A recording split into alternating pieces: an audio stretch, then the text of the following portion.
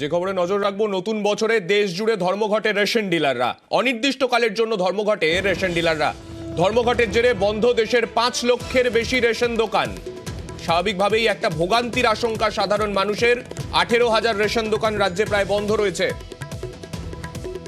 আমাদের সঙ্গে রয়েছেন আমাদের প্রতিনিধি আবির। আবিরকে জিজ্ঞেস করবো, আবির, কি কারণে, কোন ইস্যু নিয়ে তারা এই ধর্মঘটের ডাক ডেকেছেন? All India fair price sub dealers federation দেশ জুড়ে রেশন ধর্মঘটের ডাক দিয়েছে। তুমি যেমনটা বলছিলে, দেশের প্রায় 5 লাখের পাশাপাশি এই রাজ্যের সংগঠনের তরফ থেকে বলা হচ্ছে যে 17,261টি দোকান তাই রেশন ধর্মঘটের আওতার মধ্যে এসছে। এবং আগামী 16ই জানুয়ারি দিল্লি রামলীলা ময়দানে রেশন ডিলারদের তরফ থেকে সমাবেশও করা হবে। সেদিন তারা সংসদ ভবন অব্দিও যেতে চান এবং প্রধানমন্ত্রীর কাছে বিষয় নিয়ে ডেপুটেশন দিতে চান।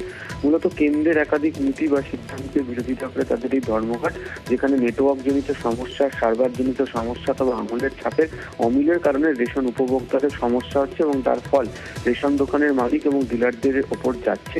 এছাড়া খাদ্যশস্যের যে কুইন্টাল পিছু 1 কিলো করে হ্যান্ডলিং লস তাদেরকে দেওয়ার তারা দাবি করেছেন।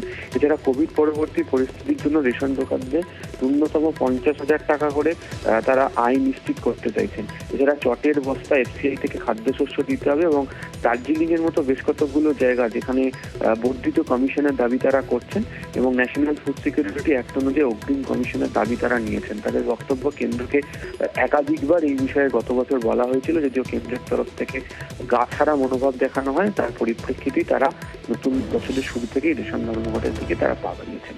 ধন্যবাদ আবির।